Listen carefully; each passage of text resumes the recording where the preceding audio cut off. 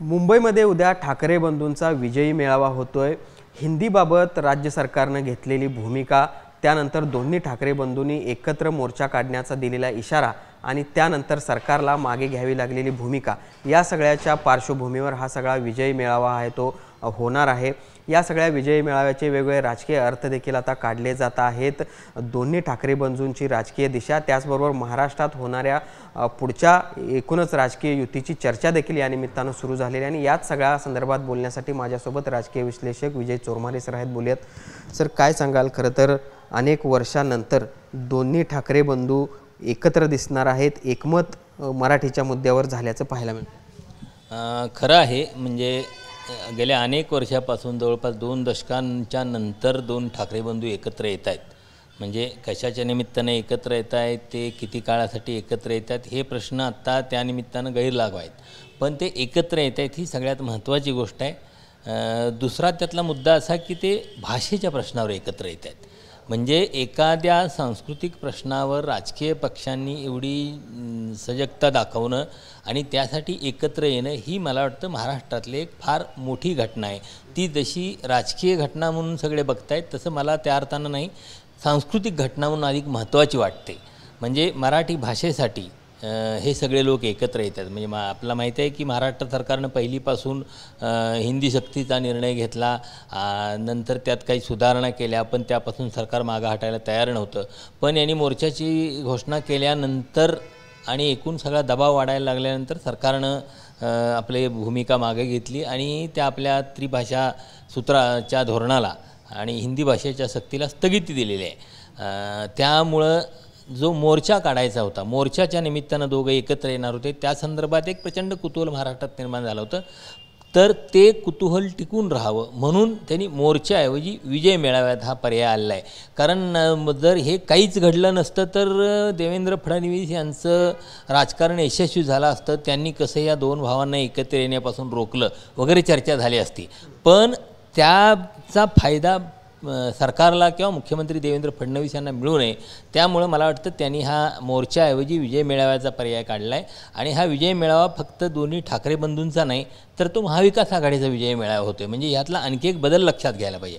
जसा तो मोर्चा सगळ्या पक्षांचा होता, प्रत्येकानं आपापले झेंडे बाजूला ठेवून मोर्चामध्ये यावं असं आवाहन करण्यात आलेलं होतं, पण आता हा जो विजय मेळावा होतो आहे तो प्रामुख्यानं महाविकास आघाडीचा होतो आहे। त्यात काँग्रेस, शरद पवारांची राष्ट्रवादी काँग्रेस, उद्धव ठाकरेंची शिवसेना आणि राज ठाकरेंची मनसे असे 4 पक्षाचे नेते मंचावर असतील असं जाहीर करण्यात आलं आहे। अर्थात शरद पवारांचा पूर्वनियोजित कार्यक्रम असल्यामुळे ते उपस्थित राहणार नाहीत, पण त्यांच्या वतीनं प्रदेशाध्यक्ष त्यांच्या पक्षाचे जयंत पाटील उपस्थित राहणार आहेत। आता यातली सगळ्यात गमतीचा भाग असा की हा विजय मेळावा हा एका ह्या निर्णयापुरता आहे की आता महाविकास आघाडीच्या 3 पक्षांच्यामध्ये राज ठाकरे यांची एंट्री होणार आहे। मला वाटतं हा भविष्यातला अधिक कुतूहलाचा विषय आहे। त्याच प्रश्नाकडे मला यायचं होतं। खरं तर स्थानिक स्वराज्य संस्थांच्या निवडणुका आता तोंडावर आहेत। मुंबईत मराठी मतांचं किती महत्त्व आहे हे वेगळं सांगण्याची गरज नाही, आणि असं असताना हे 2 ठाकरे बंधू एकत्र येत आहेत, हा इम्पॅक्ट किती महत्त्वाचा असू शकतो येणाऱ्या काळामध्ये? मुंबईत मराठी मतांचा प्रवाह म्हटलं तर मुंबईत मराठी मतं 30 ते 32% आहेत। म्हणजे 30 ते 32% मतांच्या आधारे मुंबईत सत्ता मिळू शकत नाही महापालिकेचे, हे सगळ्यांना माहिती आहे। त्यात पुन्हा सगळी मराठी मतं ठाकरेंच्या बाजूला असतात असं नाही, काही विशिष्ट वर्ग आहे त्याची मतं भारतीय जनता पक्षाच्या बाजूला आहेत, काही लोक शिवसेना एकनाथ शिंदेंच्या बाजूला असतील, आणि काँग्रेसचा पारंपरिक मराठी मतदारी आहे। हा थोडा मतदार बाजूला काढला तरीसुद्धा ज्यावेळी दोन्ही ठाकरे एकत्र येतात त्यावेळी मला वाटतं भारतीय जनता पक्षाच्या पाठीमागं असलेला मराठी मतदार वगळता उर्वरित जो मतदार आहे तो एकत्रित येऊ शकतो आणि तो अत्यंत महत्त्वाचा असू शकतो। तर हे आगामी राजकारणाच्या दृष्टीने महत्त्वाचं का आहे? कारण हा 25% मतदार याच्यावर निवडून येत नाही हे खरं असलं, म्हणजे कुणी सत्ता मिळवू शकत नाही महापालिकेचे हे खरं असलं, तरी त्याच्या जोडीला अल्पसंख्याक समाजाचा मतदारसंघ आहे, दाक्षिणात्य मतदारसंघ आहे आणि उत्तर भारतीय मतदार हा काही पूर्ण सगळा मतदार हा भारतीय जनता पक्षाचा नाही.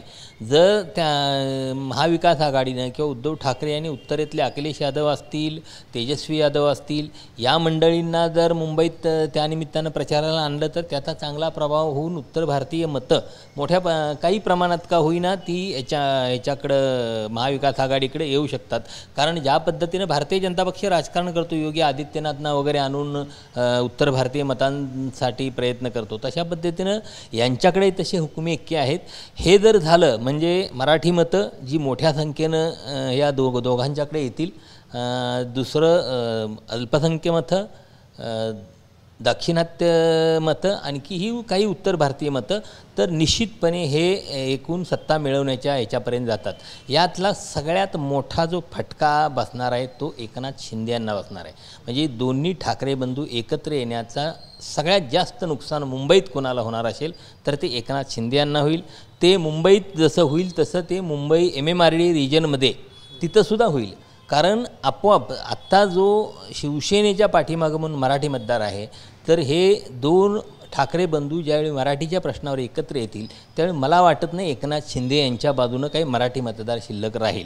म्हणजे त्यांच्याकडं आलेले नगरसेवक किंवा अन्य लोकप्रतिनिधी जे आलेले आहेत सत्तेच्या लालसेपोटी ते राहतील त्यांच्याबरोबर, पण मतदार एकनाथ शिंदे यांच्याबरोबर राहील. एकनाथ शिंदे यांची जी मतपेटी आहे ती दोन्ही ठाकरे बंधू पूर्ण साफ करून येतील. खरं तर याच विषयावरून पहिल्यांदा सरकारकडून सांगितलं जात होतं की ज्या पद्धतीने ही आंदोलनाची घोषणा केली गेली, मोर्चाची घोषणा केली गेली, कुठेतरी विरोधकांकडून या संदर्भात हिंदीची सक्ती नाही आहे, मात्र या संदर्भात गैरसमज पसरवले जात आहेत. मात्र याच सरकारला GR रद्द करायची वेळ आली. कुठेतरी हे आंदोलन किंवा हा मोर्चा होऊ नये याची खबरदारी घेतली गेली. मुळात हा जो विषय होता तिसऱ्या भाषेचा, तो सरकार कशासाठी लादत होतं, अजूनसुद्धा देवेंद्र फडणवीस ह्या तिसऱ्या भाषेसाठी हिंदीसाठी का आग्रही आहेत हे स्पष्ट होऊ शकलेलं नाही. कारण त्याची जी कारणं ती सांगतायत अत्यंत तकलादू आणि अत्यंत फालतू कारणं आहेत. म्हणजे असं कुठंही तसं असेल तर त्यांनी अन्य राज्यांच्या म्हणजे जसं इथले मराठी भाषिक नेते आव्हान देत आहेत त्यांना की तुम्ही जशी ही सक्ती करताय, तुम्हाला वाटतं ना हे ह्याच्यात राष्ट्रीय शैक्षणिक धोरणात हे आहे, तर तुम्ही असंच धोरण उत्तर प्रदेशात किंवा अन्य हिंदी भाषिक पट्ट्यात लागून दाखवा ना, मग आम्ही मान्य करू की हे तुम्ही म्हणताय हे राष्ट्रीय शैक्षणिक धोरणाला अनुसरून आहे. त्यामुळं मला वाटतं सरकारचं हे सगळं जे समर्थन आहे ते अत्यंत चुकीचं आहे.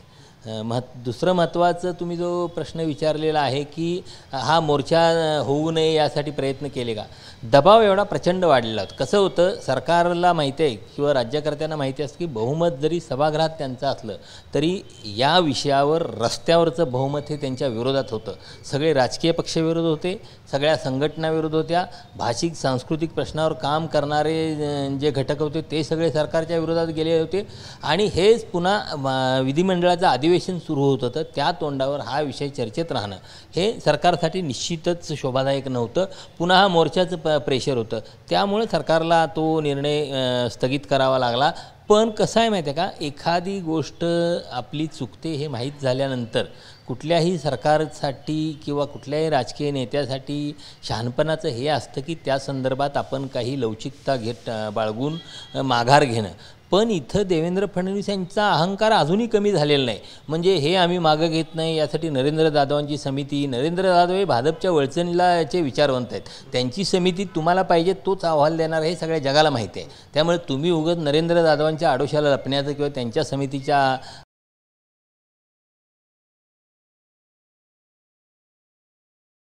हा त्यांचा प्रयत्न कधी यशस्वी होणार नाही असं मला वाटतं.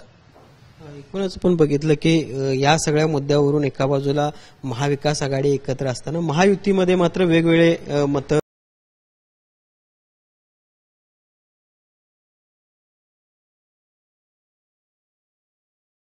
म्हणणं होतं की सक्ती योग्य नाही.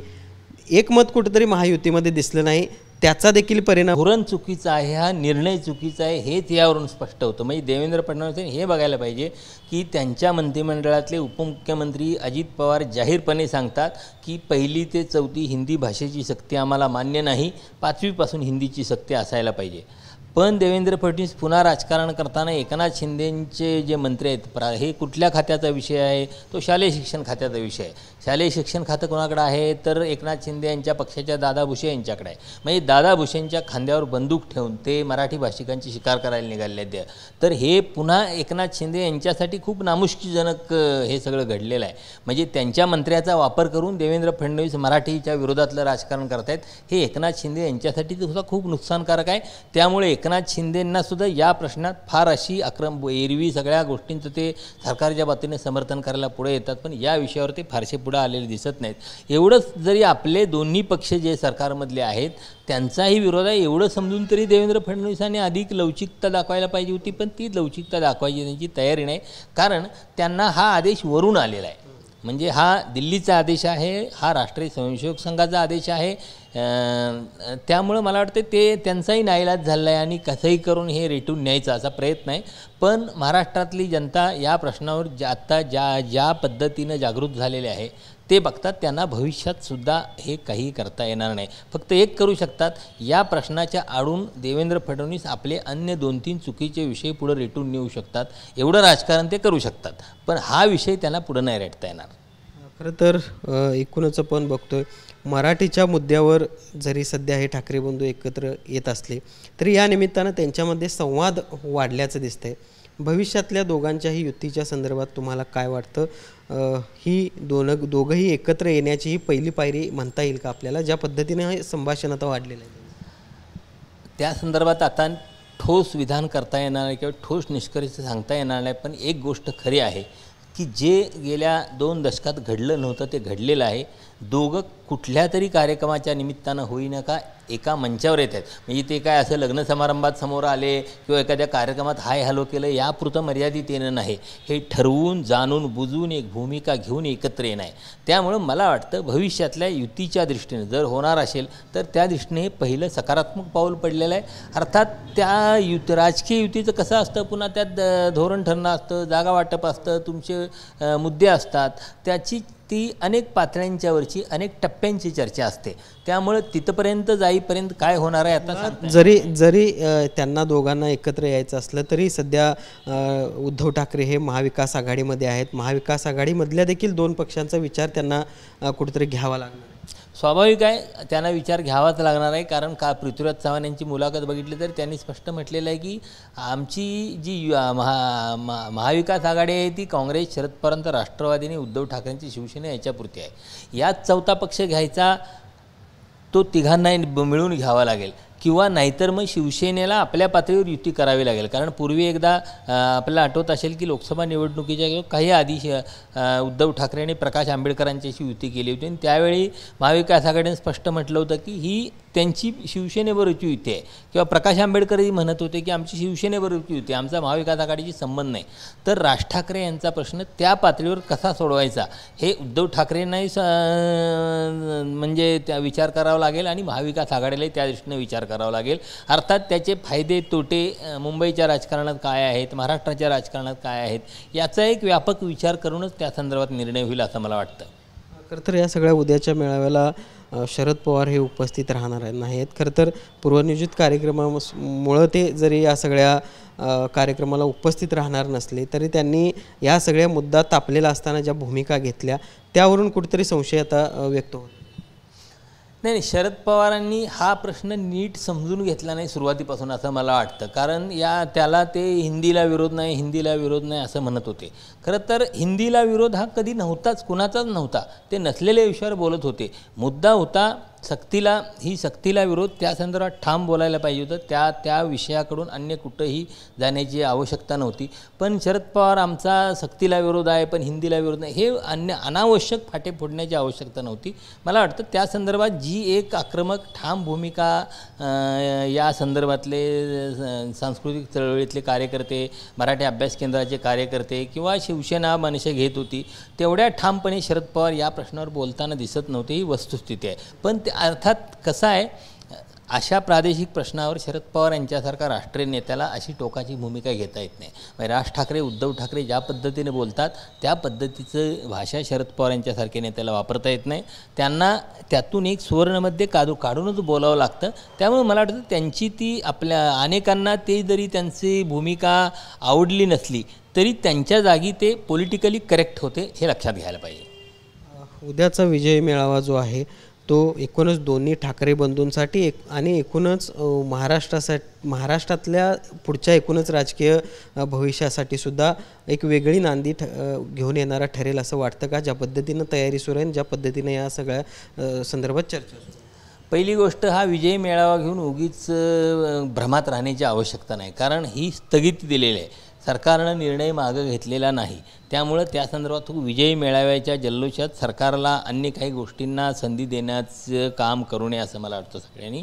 पण एक गोष्ट खरी आहे की यामुळं दोन्ही ठाकरे एकत्र येण्याची प्रक्रिया अनेक दिवस रखडलेली होती.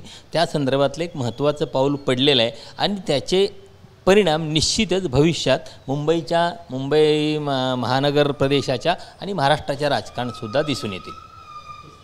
पण हे होते राजकीय विश्लेषक विजय चोरमारे सर. खरं तर मराठीच्या मुद्द्यावरून जरी उद्या दोन्ही ठाकरे बंधू एकत्र येणार असले, एकाच व्यासपीठावर येणार असले तरी दोघांच्या देखील राजकीय भविष्याच्या दृष्टीने किंवा ज्या पद्धतीने ह्या सगळ्या चर्चा सुरू आहेत ते पाहता काही राजकीय घडामोडी घडू शकतील असा देखील अंदाज या निमित्तानं विजय चोरमारे सरांनी व्यक्त केला आहे. जर्नलिस्ट सुनील काटकरसह भूषण पाटील, TV9 मराठी, कोल्हापूर.